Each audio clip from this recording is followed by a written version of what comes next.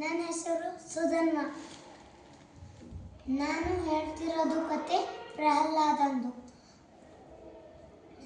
ಒಂದ್ಸಲ ಹಿರಣ್ಯಕಶಿಪು ಮಗ ಪ್ರಹ್ಲಾದ ಡೈಲಿ ಒಂದು ಕಂಬದಲ್ಲಿ ಪೂಜೆ ಮಾಡ್ತಿದ್ದ. ಹಿರಣ್ಯಕಶಿಪು ಕೇಳ್ದ, ನೀನು ಪೂಜೆ ಯಾಕೆ ಮಾಡ್ತೀಯ ಅಂತ. ಪ್ರಹ್ಲಾದ ಅಂದ, ಇದು ನನ್ನ ದೇವರು ಅಂತ. ಅದಕ್ಕೆ ಹಿರಣ್ಯಕಶಿಪು ಯಾರು ಅಂತ ಕೇಳಿದ್ರು. ವಿಷ್ಣು ಅಂತಂದ ಪ್ರಹ್ಲಾದ. ಅದಕ್ಕೆ ಹಿರಣ್ಯಕಶಿಪು ಸಿಟ್ಟು ಬಂತು. ಅವನನ್ನ, ಎಲ್ಲಿ ನಿನ್ನ ವಿಷ್ಣು ತೋರಿಸಿಲ್ಲಿ.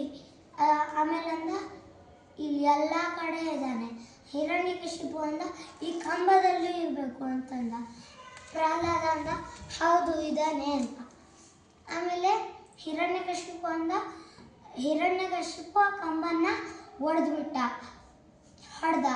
ಆವಾಗ ಒಳಗಿಂದ ನರಸಿಂಹ ಬಂದ. ಅವನು ಎಲ್ಲರನ್ನು ಸಾಯಿಸಿ ಆಮೇಲೆ ಹಿರಣ್ಯಕಶಿಪನ್ನು ಹೊಟ್ಟೆ ಹರಿದ.